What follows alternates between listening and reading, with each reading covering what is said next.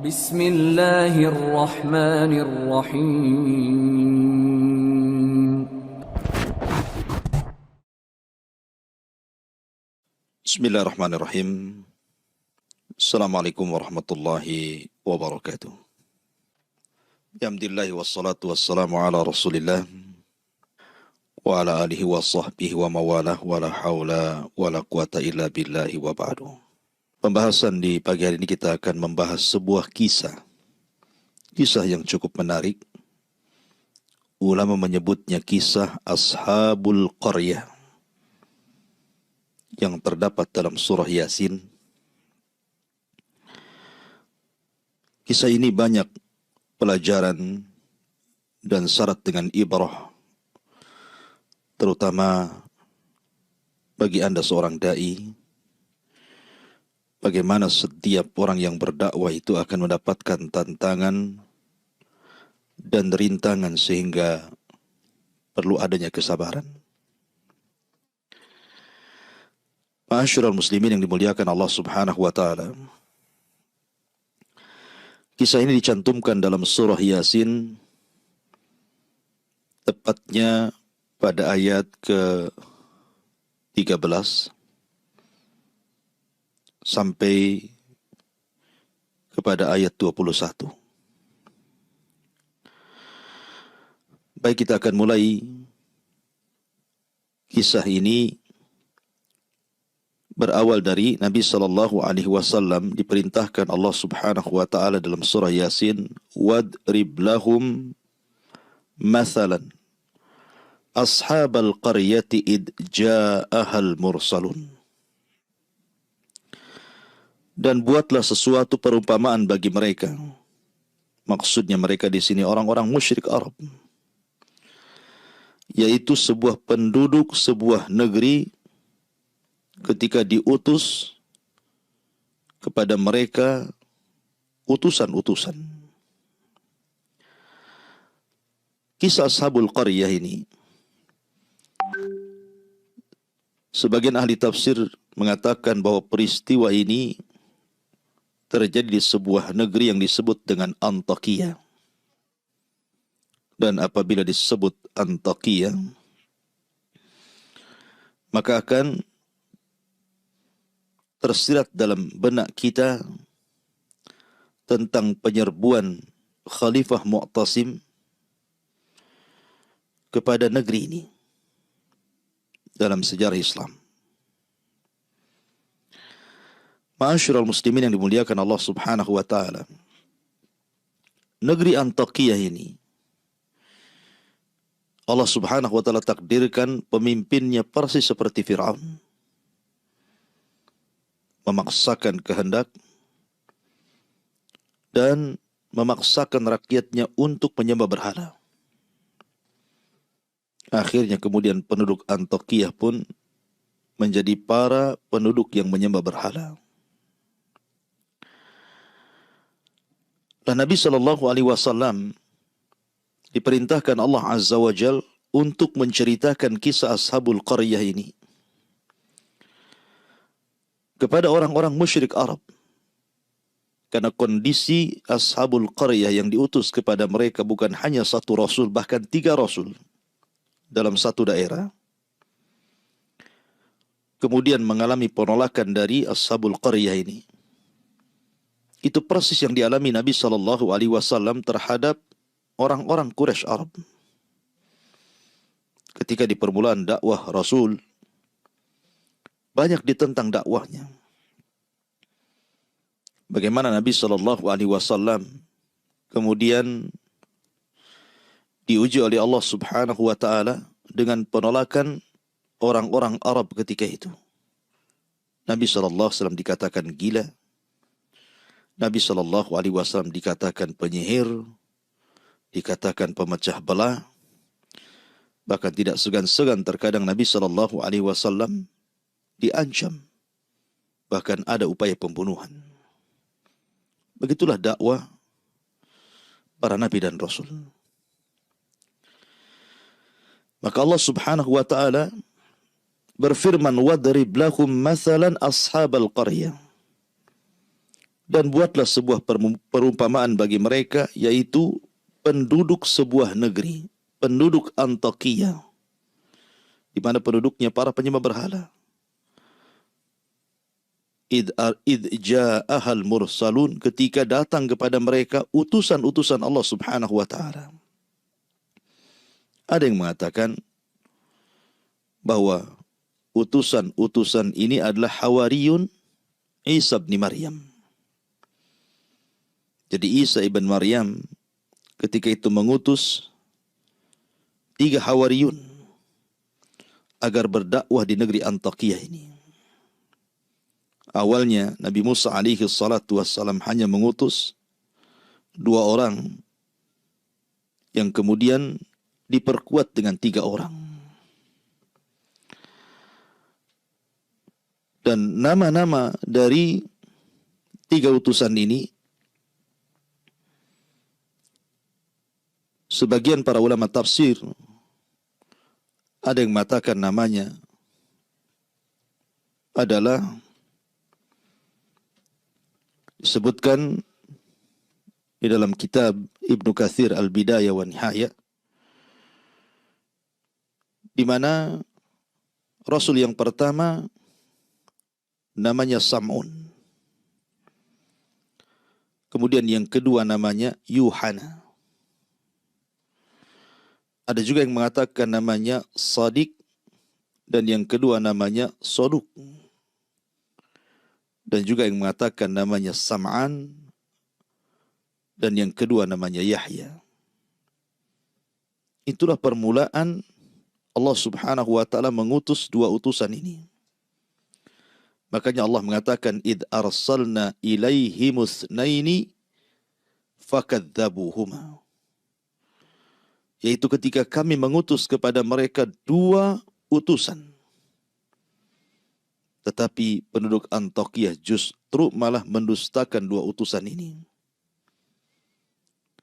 Kemudian Allah katakan fa'ajazna bithalithin. Maka karena 2 tidak cukup, masih didustakan oleh penduduk Antakya, maka diutuslah 1 utusan lagi. Seorang Rasul. Diutus kepada mereka 3 nabi sekaligus. Subhanallah. Harusnya ketika dalam sebuah tempat itu semakin banyak nabi yang diutus, tentu penerimaan dakwah harus semakin mudah. Karena 1 orang yang berdakwah tentu akan berbeda dengan 2 atau 3 orang yang berdakwah. Tetapi Allah Subhanahu wa taala sudah tutup hati-hati orang Antakya ini, sehingga mereka justru menolak dakwah 3 utusan ini. Lihat bagaimana penolakannya. Pertama dimulai dengan takdzib. Mereka mendustakan 3 utusan yang Allah utus kepada mereka. Faqalu, ketika para utusan itu mengatakan inna ilaikum mursalun, sesungguhnya kami diutus oleh Allah Subhanahu wa taala untuk berdakwah kepada kalian. Lihat jawabannya. Qalu ma antum illa basyarun mithluna wa ma anzala rahmanu min syai'in in antum illa takdzibun. Mereka mengatakan, penduduk negeri itu mengatakan, kamu ini hanyalah manusia seperti kami. Dan Allah yang Maha Pengasih tidak menurunkan sesuatu apapun. Sesungguhnya kalian hanya para pendusta saja. Ini awal penentangan Ashabul Qaryah. Menentang para nabi dan rasul yang datang kepada mereka dengan cara takdzib, mendustakan mereka. Dan itulah budaya musuh-musuh para nabi dan rasul. Pertama takdzib, mendustakan. Persis seperti orang-orang kafir Quraisy. Mereka mendustakan risalah Nabi SAW, menentangnya, bahkan berusaha untuk memadamkannya. Ma'asyiral muslimin yang dimuliakan Allah Subhanahu wa taala, dan tidak aneh. Siapapun yang mendakwahkan dakwah Rasul hatta sampai hari ini, menyampaikan tauhid, pasti akan ada orang-orang yang mendustakan dakwah tauhid. Karena itu sunnatu dakwah.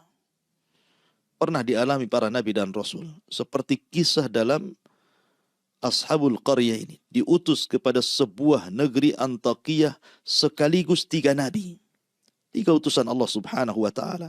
Ada yang mengatakan 3 hawariyun yang diutus Isa bin Maryam. Ma'asyiral muslimin yang dimuliakan Allah subhanahu wa ta'ala. Lihat bagaimana jawaban para rasul. Dengan bijaknya mereka mengatakan, qalu rabbuna ya'lamu inna ilaikum lamursalun wa ma alaina illal balagul mubin. Maka para rasul itu menjawab, Tuhan kami mengetahui sesungguhnya kami adalah utusan-utusan Allah kepada kalian, dan kewajiban kami hanyalah menyampaikan perintah Allah dengan jelas. Seolah-olah para rasul mengatakan, kalian mau beriman atau tidak dengan kami, itu urusan kalian. Tetapi kami datang diutus oleh Allah subhanahu wa ta'ala untuk mendakwahkan kalian. Ma'asyiral muslimin yang dimuliakan Allah azza wa jalla. Maka mulailah 3 utusan Allah azza wa jalla ini menyeru manusia ke dalam tauhid. Memberantas kesyirikan. Mengatakan kepada mereka bahwa berhala-berhala itu tidak mendatangkan manfaat dan tidak mencegah madarat. Kembali kepada tauhid. Tapi mereka malah mengatakan, kalian ini hanya manusia sama seperti kami. Seolah-olah mereka mengatakan, kalau memang Allah subhanahu wa ta'ala mau, kenapa Allah tidak mengutus malaikat kepada kami? Kenapa mesti kalian yang diutus? Subhanallah. Padahal Allah subhanahu wa ta'ala mengatakan, lau ja'alnahu malakan, la ja'alnahu rajulan. Sekiranya Allah subhanahu wa ta'ala mengutus seorang malaikat sekalipun untuk menjadi seorang rasul, tetap malaikat itu tidak mungkin dalam bentuk aslinya. Maka Allah katakan, seandainya kami jadikan rasul itu malaikat, la ja'alnahu rajulan. Tentu kami juga akan membentuk dia seorang laki-laki. Seorang manusia. Tidak mungkin malaikat dalam bentuk asli berdakwah. Seperti Jibril yang memiliki 600 sayap. Kemudian muncul di tengah-tengah manusia. Mendakwai manusia. Bukan diterima, malah ketakutan orang. Artinya bahwa ketika Allah subhanahu wa ta'ala mengutus seorang nabi, seorang rasul dari kalangan manusia itu. Supaya mudah ditiru. Kalau seandainya rasul kita, nabi kita adalah malaikat, bagaimana cara menirunya? Malaikat itu tidak makan, malaikat itu tidak minum, malaikat tidak menikah, malaikat tidak punya keturunan. Dan banyak sekali perbedaan kita dengan malaikat. Sehingga kalau seandainya rasul kita malaikat, macam mana kita akan meniru cara makannya, cara minumnya, cara nikahnya, cara mendidik anaknya, sementara mereka tidak memiliki itu semua. Makanya Allah subhanahu wa ta'ala mengutus manusia supaya mudah ditiru. Karena manusia itu nampak bagaimana cara makannya seorang nabi, kita tiru. Bagaimana cara minumnya seorang nabi, bagaimana cara ibadahnya, dan begitu seterusnya. Tetapi yang dikehendaki penduduk Antakya ini hanya sekedar mendustakan Rasul. Karena sombongnya mereka. Ini penolakan pertama. Penolakan yang kedua, istihza. Mulai mereka kemudian istihza, mengolok-olok 3 utusan ini. Lihat bagaimana Allah menggambarkan mereka memperolok nabi-nabi yang diutus kepada mereka. Qalu inna tatayyarna bikum la illam tantahu lanarjumannakum wa la yamassannakum minna adzabun alim. Qalu inna tatayyarna bikum. Allah subhanahu wa ta'ala berfirman, sesungguhnya kami bernasib sial karena kalian. Lihat. Mulai mengejek. Dulu sebelum datang kalian, kami tenang-tenang saja. Kami baik-baik saja. Tapi setelah datang kalian kemari, yang konon kalian mendakwahkan dakwah yang benar kepada kami, kami jadi sial. Ini istihza. mengolok-olok nabi yang diutus kepada mereka, seolah-olah kesialan itu datang dari para nabi. Padahal kesialan itu datang dari diri-diri masing-masing. Kemudian yang ketiga, mulailah dari takdzib, mendustakan. Kemudian mengolok-olok, sekarang tahdid, mulai mengancam. Apa ancamannya? La illam tantahu lanarjumannakum wa la yamassannakum minna adzabun alim. Sungguh jika kalian tidak berhenti berdakwah, menyeru kami, niscaya kami akan rajam kamu dan kami pasti akan merasakan siksa yang sangat pedih dari kami. Mulai diancam. Begitulah tabiat musuh-musuh para nabi dan rasul. Musuh-musuh kebatilan. Musuh-musuh ketika mereka menentang dakwah yang benar. Maka motifnya kurang lebih dengan apa yang terjadi kepada kisah Ashabul Qaryah ini. Berawal mendustakan, yang kedua istihza, mengolok-olok, yang ketiga mengancam. Dan itu pula yang dilakukan orang-orang Quraisy kepada Nabi SAW. Pertama mendustakan. Apa tidak ada orang lain kecuali engkau, wahai Muhammad? Yang kedua mengolok-olok dengan dikatakan gila, tukang sihir, pemecah belah, tukang tenun, dan begitu seterusnya.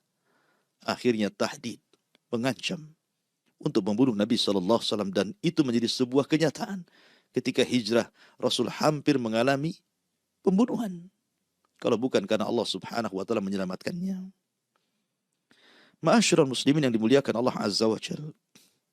Maka Allah katakan qalu ta'irukum ma'akum a in dzukirtum bal antum qaumum musrifun. Utusan-utusan itu berkata, kemalangan itu atau kesialan itu datang dari kalian sendiri. Apakah karena kamu diberi peringatan sebelumnya kamu adalah kaum yang melampaui batas? Tidak ada urusan kesialan dengan kedatangan kami, dengan kesialan kalian. Ma'asyiral muslimin yang dimuliakan Allah Subhanahu wa taala. Maka Allah Subhanahu wa taala katakan, wa jaa'a min aqsal madinati rajulun yas'a qala ya qaumi ittabi'ul mursalin. Ketika permusuhan para nabi dan rasul dengan kaum Antiokhia ini semakin sengit dan negeri Antiokhia semakin mendustakan dakwah para utusan, terdengarlah ke sebuah tempat oleh seorang laki-laki, seorang ahli ibadah, seorang yang saleh, namanya Habibun Najjar, mendengar bahwa negeri tersebut menolak utusan. Maka Habibun Najjar, seorang laki-laki yang sedang sakit judam ketika itu, tapi dia ahli ibadah, dia orang saleh, maka dia ingin memperingatkan penduduk Antiokhia ini agar menerima dakwah para nabi dan rasul itu.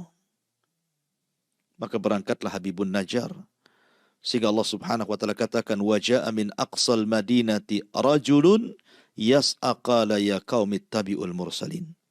Dan datanglah dari ujung kota seorang laki-laki yang bernama Habibun Najjar, dengan bergegas dia pun berkata kepada penduduk Antiokhia, wahai kaumku, ikutilah utusan-utusan itu. Ikutilah utusan-utusan itu.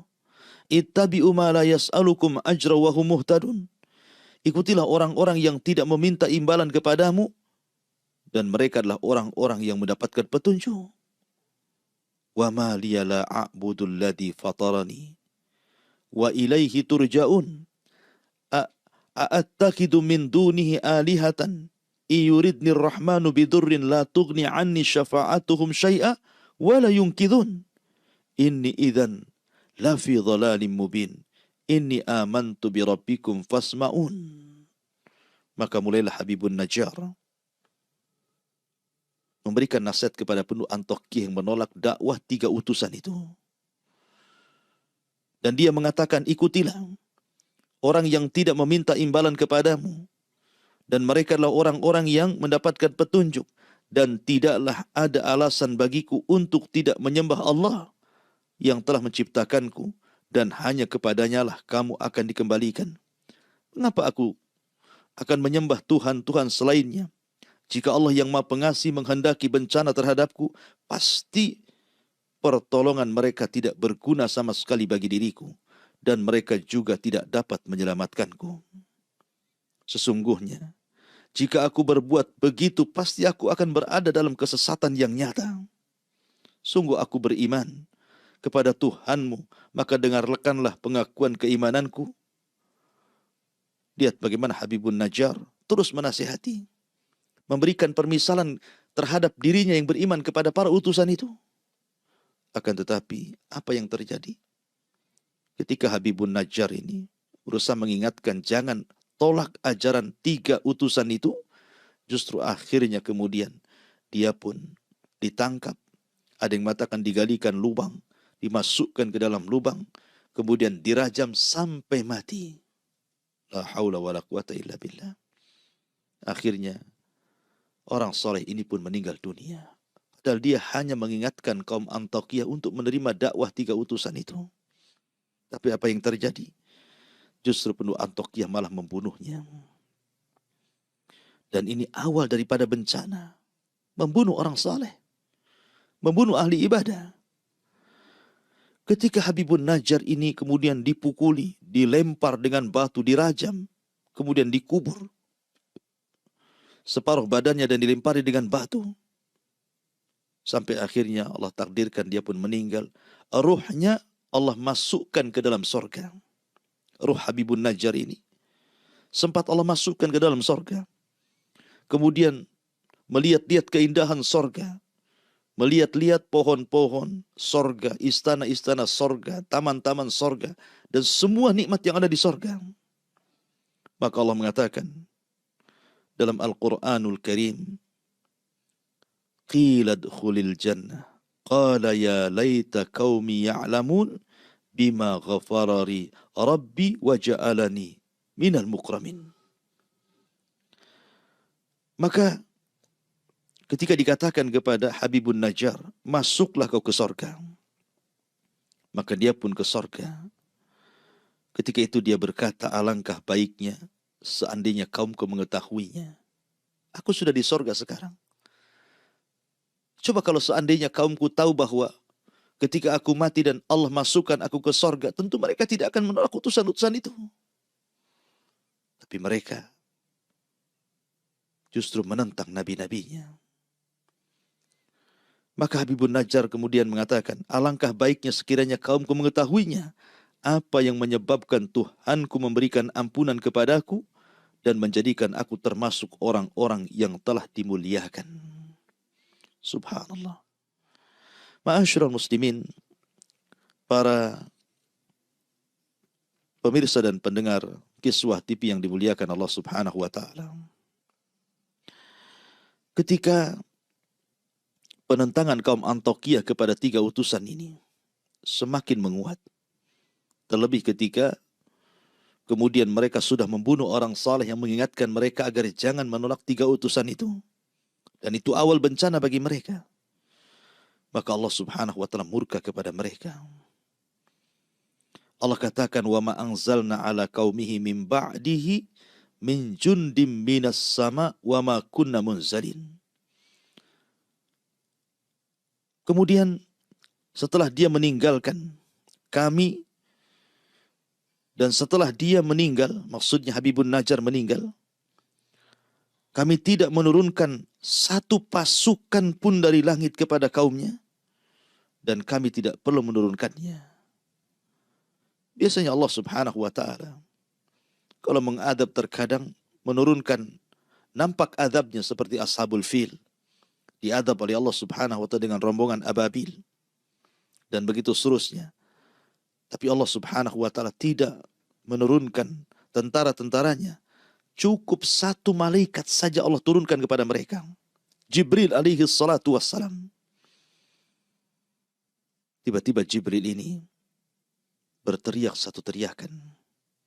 In kanat illa sayhatan wahidatan faidahum khamidun. Tidaklah Jibril itu kecuali hanya teriak satu teriakan saja, Satu teriakan saja, tidak lebih. Tapi apa yang terjadi?